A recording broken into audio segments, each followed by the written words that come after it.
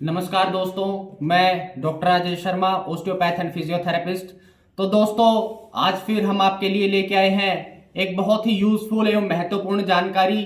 दोस्तों, जैसा कि आप सभी को पता है, हमने आपके लिए एक वीडियो सीरीज चला रखी है जिसमें हम बैक पेन, सियाटिका के होने वाले सभी कोजेस को, सभी कारणों को बहुत ही एक्सप्लेनेशन के साथ डिस्कस कर रहे हैं और उनकी बहुत ही इजी एंड सिंपल टेक्निक्स भी आपको बता रहे हैं कि वो सारे कोजेस, वो सारे कारण आप इन टेक्निक से कैसे ठीक करेंगे। तो दोस्तों, आज फिर हम आपके लिए लेके आए हैं एक ऐसे पॉइंट की जानकारी, एक ऐसे टेंडर पॉइंट की जानकारी जिसको आप न्यूट्रलाइज करेंगे तो आपका back pain, sciatica, nerve compression या उसकी वजह से होने वाले सिम्टम्स बिल्कुल खत्म हो जाएंगे। इसके साथ साथ जब आपको बैक पेन होता है और उसकी वजह से आपको पेट में भी दर्द रहना स्टार्ट हो जाता है, उसकी वजह से आपको पेट में दर्द रहना स्टार्ट हो जाता है, आप पेट को दबा के देखते हैं, हाथ लगाते हैं तो आपको बहुत ही पेन महसूस होता है, आपका पेट टेंडर रहना शुरू हो जाता है, वो दबाने से उसके अंदर दर्द रहना शुरू हो जाता है, उसके साथ आपको डाइजेशन की भी प्रॉब्लम होनी स्टार्ट हो जाती है। तो दोस्तों, ये पॉइंट आपके लिए बहुत ही मैजिकल पॉइंट रहेगा। तो दोस्तों, इस पॉइंट का नाम है एब्डोमिनल लंबर 2 पॉइंट। तो दोस्तों, जैसा कि हमने अपनी पिछली वीडियोस में लंबर के लिए भी आपको 5 पॉइंट बताए थे, AL1 से लेके और AL5 तक, तो उसमें भी हमने एक AL2 पॉइंट को डिस्कस किया था। AL2 पॉइंट की पोजीशन डिफरेंट रहेगी एब्डोमिनल लंबर 2 से। तो आइए देखते हैं कि एब्डोमिनल लंबर 2, आइए देखते हैं सबसे पहले कि AL2 की पोजीशन क्या थी, उसके बाद हम समझेंगे कि एब्डोमिनल लंबर 2 पॉइंट कहां पे होगा। तो दोस्तों, जैसे कि हमने आपको अपनी स्पाइन मॉडल के ऊपर सारी चीजें बताई थी कि कैसे AL1 से लेके और AL5 तक हम सारे टेंडर पॉइंट्स को लोकेट करेंगे।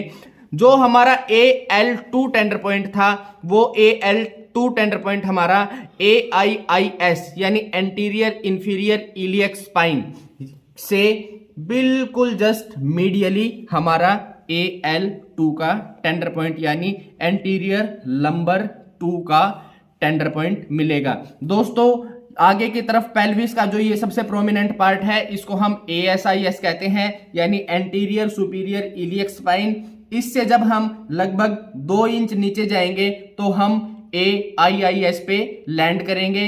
ये एंटीरियर इंफीरियर इलियक स्पाइन है। इस एंटीरियर इंफीरियर इलियक स्पाइन के जस्ट अंदर की तरफ हमारा AL2 यानी एंटीरियर लंबर 2 टेंडर पॉइंट मिलेगा। तो दोस्तों, एंटीरियर लंबर 2 टेंडर पॉइंट और एब्डोमिनल लंबर 2 टेंडर पॉइंट की लोकेशन बिल्कुल अलग अलग रहेगी। तो दोस्तों, एंटीरियर 2 लंबर पॉइंट भी आपको back pain, sciatica, nerve compression, पैरों के अंदर सूनापन, पैरों के अंदर दर्द और कंप्रेशन की वजह से आने वाले सारे सिम्टम्स दे सकता है। इसके साथ साथ आपको पेट में होने वाला दर्द, कमर की वजह से पेट में होने वाला दर्द भी एब्डोमिनल लंबर 2 पॉइंट से ठीक किया जा सकता है। उसके साथ साथ आपको डाइजेशन की भी अगर जो प्रॉब्लम रहती है तो उसको भी एब्डोमिनल लंबर 2 पॉइंट के साथ ठीक किया जा सकता है।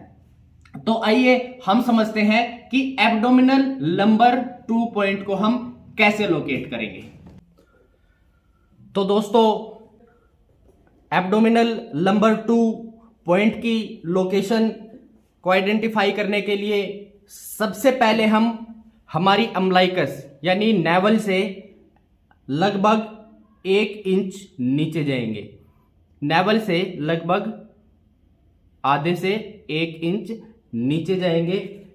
नीचे जाके हम इस पॉइंट को मार्क करेंगे।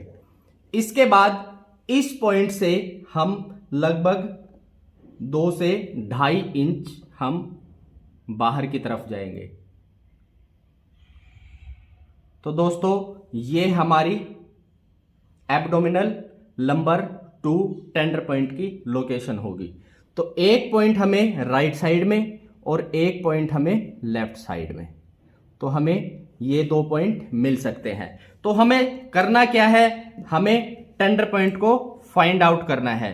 हम जब सारी जितनी भी पिछली वीडियो में हमने आपको टेंडर पॉइंट्स बताए हैं, उन टेंडर पॉइंट्स को आइडेंटिफाई करेंगे और उनको न्यूट्रलाइज करेंगे। साथ साथ कोई पेशेंट ऐसा आता है जो कहता है कि मुझे पेट में भी दर्द रहता है, मुझे डाइजेशन की प्रॉब्लम है, जब से मुझे कमर में दर्द हुआ है तब से मुझे पेट में भी दर्द रहना स्टार्ट हो गया है और साथ साथ मुझे इन डाइजेशन की भी प्रॉब्लम होनी स्टार्ट हो गई है।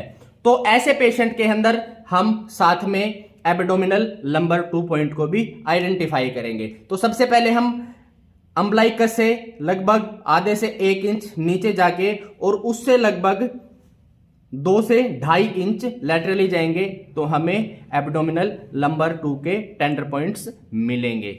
जब हम इन टेंडर पॉइंट्स को दबा के देखेंगे तो हमें थोड़े से हार्ड नोड्यूल की तरह फील होंगे और वो टेंडर पॉइंट हमें पेनफुल महसूस होंगे। जब हम उनको दबा के देखेंगे तो वो पेनफुल महसूस होंगे। ये टेंडर पॉइंट हमें बहुत डीप नहीं मिलेंगे। जब हम थोड़ा सा दबा के देखेंगे तो यहीं पे हमें थोड़े से हार्ड नोड्यूल की तरह ये टेंडर पॉइंट फील होंगे। यहाँ पे दबाने से अगर जो हमें टेंडरनेस फील हो रही है, यहाँ पे हमें नोड्यूल फील हो रहा है, तो समझ जाइए कि ये एब्डोमिनल लंबर 2 का टेंडर पॉइंट है। तो आइए अब हम आपको सिखाते हैं कि जिसके अंदर ये abdominal lumbar 2 tender point active मिलता है तो उस टेंडर पॉइंट को हम, इस एब्डोमिनल लंबर 2 टेंडर पॉइंट को हम कैसे डीएक्टिवेट करेंगे। तो दोस्तों सबसे पहले हम एक बार उन 4 जर्नल प्रिंसिपल्स को फिर से दोहरा लेते हैं जो हमारी टेक्निक की बैकबोन है। जब तक हम इन जर्नल प्रिंसिपल को अच्छे से नहीं जान पाएंगे तो हमारी टेक्निक का हमें कोई रिजल्ट नहीं मिलेगा। तो इसीलिए मैं बार बार इन 4 पॉइंट्स को अपनी वीडियो के अंदर दोहराता हूं। हर वीडियो के अंदर मैं अपने इन 4 पॉइंट्स को, इन जनरल प्रिंसिपल्स को जरूर दोहराता हूं ताकि ये जनरल प्रिंसिपल आपको रट जाए, बिल्कुल याद हो जाए। तो सबसे पहला जनरल प्रिंसिपल है, ये टेक्निक बिल्कुल पैसिव टेक्निक होगी। पूरी की पूरी टेक्निक को हमें पैसिवली करना है। पेशेंट का कोई भी जोर नहीं लगेगा, कोई भी एफर्ट नहीं लगेगा। पूरी की पूरी टेक्निक को हमें अपने आप परफॉर्म करना है, पैसिवली परफॉर्म करना है विदाउट पेशेंट एफर्ट। दूसरा पॉइंट, हमें पोजीशन ऑफ मैक्सिमम ईज को फाइंड आउट करना है। पोजीशन ऑफ मैक्सिमम ईज क्या होती है? जिस पोजीशन में टेंडर पॉइंट जो हमने दबाया है उस टेंडर पॉइंट का वो दबाने वाला पेन 70% खत्म हो जाए या 70% से ज्यादा खत्म हो जाए तो वो पोजीशन ऑफ ईज होगी। दूसरा रेफरेंस हम सॉफ्टनेस को लेके चल सकते हैं। जो टेंडर पॉइंट हमने दबाया हुआ है, जो हमें हार्ड फील हो रहा है, तो उस पोजीशन में जाने के बाद वो टेंडर पॉइंट हमें सॉफ्ट फील महसूस होना स्टार्ट हो जाए या वो बिल्कुल सॉफ्ट हो जाए तो वो हमारी पोजीशन ऑफ मैक्सिमम ईज होगी। तीसरा पॉइंट है, पोजीशन ऑफ मैक्सिमम ईज को हमें 90 सेकंड के लिए होल्ड करके रखना है। जो पेशेंट इजीली रिलैक्स हो सकते हैं, अपने शरीर को ढीला छोड़ सकते हैं, उनके लिए 90 सेकंड का टाइम सफिशिएंट है। जो पेशेंट अपने शरीर को ढीला छोड़ने में, रिलैक्स करने में थोड़ी परेशानी महसूस कर रहे हैं तो उसके लिए 120 सेकंड का टाइम दिया जाना चाहिए। तो हम इसको 120 सेकंड तक भी होल्ड करके रख सकते हैं। चौथा पॉइंट है, जब हम पार्ट को वापस न्यूट्रल पोजीशन में लेके जाएंगे तो बिल्कुल पैसिवली लेके जाएंगे। पेशेंट का कोई जोर नहीं लगेगा, कोई पेशेंट अपना एफर्ट नहीं लगाएगा, बिल्कुल भी झटके के साथ नहीं लेके जाएंगे, बिल्कुल धीरे धीरे हम वापस न्यूट्रल पोजीशन में लेके जाएंगे। अगर जो हम इन बातों का ध्यान नहीं रखते हैं, हम झटके के साथ पैर को वापस लेके जाते हैं, पेशेंट अपना जोर लगाता है, तो आप टेंडर पॉइंट को दोबारा फिर से एक्टिवेट कर देंगे और आपने जितना भी टाइम दिया है इस टेक्निक के ऊपर वो टाइम बिल्कुल वेस्ट हो जाएगा। टेक्निक का आपको कोई भी रिजल्ट नहीं मिलेगा। तो दोस्तों इन 4 प्रिंसिपल्स को हमेशा ध्यान में रखिए। ये 4 प्रिंसिपल्स ध्यान में रख के जब आप इस टेक्निक को परफॉर्म करेंगे तो आपकी टेक्निक बिल्कुल सक्सेसफुल रहेगी, आपको रिजल्ट जरूर मिलेगा। अगर जो आपको रिजल्ट नहीं मिल रहा है तो आप समझ जाइए कि आपने जर्नल प्रिंसिपल्स को प्रॉपरली फॉलो नहीं किया है।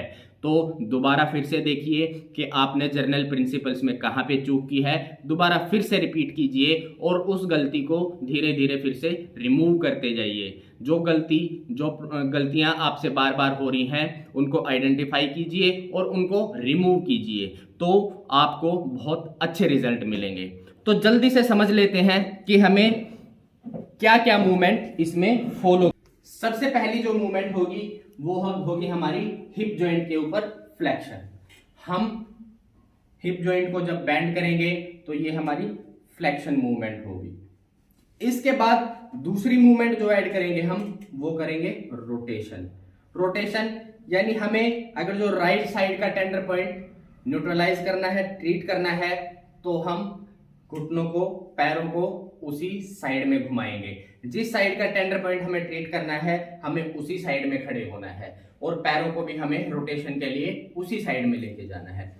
तीसरी मूवमेंट जो ऐड होगी वो होगी साइड बेंडिंग। साइड बेंडिंग हमें अपोजिट डायरेक्शन में ऐड करनी है। पीछे वाली टेक्निक्स में हमारी साइड बेंडिंग हमेशा सेम साइड में आ रही थी, तो इसमें हमारी साइड बेंडिंग अपोजिट साइड में आएगी। जब हम पैरों को दूसरी साइड में लेके जाएंगे, टेंडर पॉइंट से दूसरी साइड में लेके जाएंगे, तो ये अपोजिट साइड बेंडिंग होगी।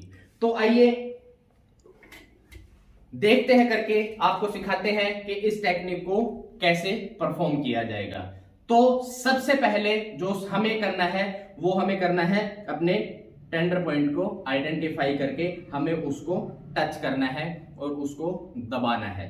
उसके दबाने से जो पेशेंट को पेन फील होगा, हमें उस पेन के बारे में बताना है कि इसके दबाने के बाद आपको जो ये पेन फील हो रहा है ये आपका 100% पेन है। और हम आपके पैरों को डिफरेंट डायरेक्शन में लेके जाएंगे और हम उस डायरेक्शन पे जाके रुक जाएंगे जहां पे आपके टेंडर पॉइंट का पेन 70% खत्म हो जाएगा। तो हमने सबसे पहले टेंडर पॉइंट को टच करके पेन को आइडेंटिफाई किया और पेशेंट को पेन के बारे में बताया। उसके बाद हम अपने पैर को काउच के ऊपर रखेंगे और पेशेंट के पैरों को मोड़ के अपने पैरों के ऊपर रखेंगे। तो दोस्तों हमारा पैर घुटनों से दूर होना चाहिए। हमें इस टेक्निक के लिए घुटनों के पास अपने पैर को नहीं लेके आना है, घुटनों से दूर पैर को रखना है। उसके बाद हम फ्लेक्शन मूवमेंट को ऐड करेंगे। फ्लेक्शन मूवमेंट को हम उस रेंज तक लेके जाएंगे जहां पे पेशेंट का इस रेंज में यानी फ्लेक्शन में इस टेंडर पॉइंट का जितना मैक्सिमम पेन कम हो सकता है उस पोजीशन तक हमें फ्लेक्शन रेंज को लेके जाना है।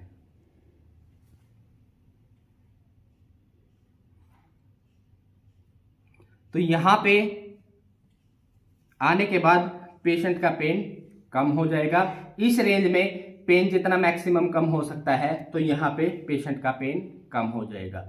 दोस्तों मैं सॉफ्टनेस को रेफरेंस लेके चलता हूं, मैं पेन को रेफरेंस नहीं लेके चलता। आप भी पेन को रेफरेंस लेके चल सकते हैं या फिर सॉफ्टनेस को रेफरेंस लेके चल सकते हैं।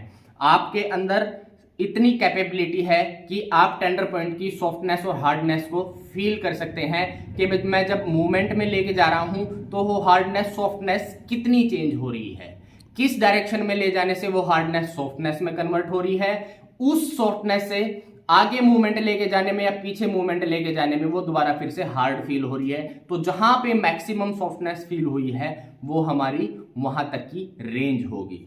तो ये हमारी फ्लेक्शन की पहली रेंज होगी। तो हमें फ्लेक्शन में यहां तक पैरों को लेके आना है। यहां पे पेशेंट का पेन इस रेंज में जितना कम हो सकता है वो कम हो जाएगा। उसके बाद हमें दूसरी मूवमेंट को ऐड करना है। दूसरी मूवमेंट को हम ऐड करेंगे रोटेशन के साथ। इस रेंज में भी टेंडर पॉइंट का पेन जितना मैक्सिमम कम हो सकता है हम वहां तक इस मूवमेंट को परफॉर्म करेंगे, इस पोजीशन को लेके जाएंगे। तो लगभग यहां पे आने के बाद पेशेंट का पेन और भी ज्यादा कम हो जाएगा। अब मैं इस रेंज यहां से और आगे लेके जा रहा हूं तो मुझे और हार्डनेस फील हो रही है। इस रेंज से वापस लेके जा रहा हूं तो मुझे और हार्डनेस फील हो रही है। तो यहां पे बीच में मुझे ये टेंडर पॉइंट सॉफ्ट फील हो रहा है, तो ये मेरी दूसरी मूवमेंट की रेंज होगी। तीसरी मूवमेंट हम ऐड करेंगे side bending to opposite side. जब मैं पैरों को दूर लेके जाऊंगा तो ये अपोजिट साइड होगी। मैं अपने शरीर से पैरों को दूर लेके जा रहा हूं। यहां पे मैं एल्बो का यूज नहीं कर रहा हूं, हाथों का यूज नहीं कर रहा हूं। मैं यहां से घुटने के ऊपर हाथ लगा के रोटेशन कर रहा हूं और अपने शरीर के साथ पैरों को दूसरी साइड में धकेल के साइड बेंडिंग ऐड कर रहा हूं। तो रोटेशन के साथ साइड बेंडिंग ऐड करेंगे। साइड बेंडिंग भी हम उस रेंज तक लेके जाएंगे जहां पे पेशेंट का पेन 70% या 70% से ज्यादा कम हो जाए। ये हमारी दोस्तों पोजीशन ऑफ मैक्सिमम ईज होगी। मुझे इस पोजीशन के अंदर ये टेंडर पॉइंट बिल्कुल सॉफ्ट फील होना स्टार्ट हो गया है। अब इस रेंज को मैं थोड़ी सी फाइन ट्यूनिंग करके देख सकता हूं, थोड़ा सा फ्लेक्शन में, थोड़ा सा एक्सटेंशन में, थोड़ा सा रोटेशन में, थोड़ा सा साइड बेंडिंग में। तो मुझे और भी ज्यादा जहां पे सॉफ्टनेस फील हो रही है, फाइन ट्यूनिंग करने के बाद जहां पे और मैक्सिमम सॉफ्टनेस आ रही है या पेशेंट का पेन और ज्यादा कम हो रहा है, तो फाइन ट्यूनिंग में हम वहां पे उस पोजीशन को होल्ड करके रखेंगे। इसके बाद इस पोजीशन को हम 90 सेकेंड तक होल्ड करके रखेंगे। पोजीशन ऑफ मैक्सिमम ईज को अचीव करने के बाद हम पोजीशन ऑफ मैक्सिमम ईज को 90 सेकेंड के लिए होल्ड करके रखेंगे। जब आप इस पोजीशन को 90 सेकेंड होल्ड करेंगे तो आप देखेंगे कि जो आपकी फिंगर के नीचे जो टेंडर पॉइंट है, जो आपको हार्ड फील हो रहा था, वो जो सॉफ्ट हो गया है, वो धीरे धीरे सॉफ्टनेस के साथ मेल्ट हो गया है। वो धीरे धीरे बिल्कुल खत्म हो जाएगा, जैसे वो पिघल गया है, बिल्कुल मेल्ट हो चुका है। तो 90 सेकेंड के अंदर वो बिल्कुल मेल्ट हो जाएगा। 90 सेकेंड होल्ड करने के बाद हम वापस न्यूट्रल पोजीशन में लेके जाएंगे। न्यूट्रल पोजीशन में ले जाते हुए हमें पार्ट को बिल्कुल धीरे धीरे और स्लोली पैसिवली बिल्कुल न्यूट्रल पोजीशन में लेके जाना है।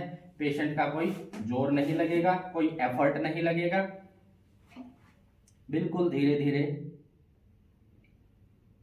हम पार्ट को न्यूट्रल पोजीशन में लेके जाएंगे।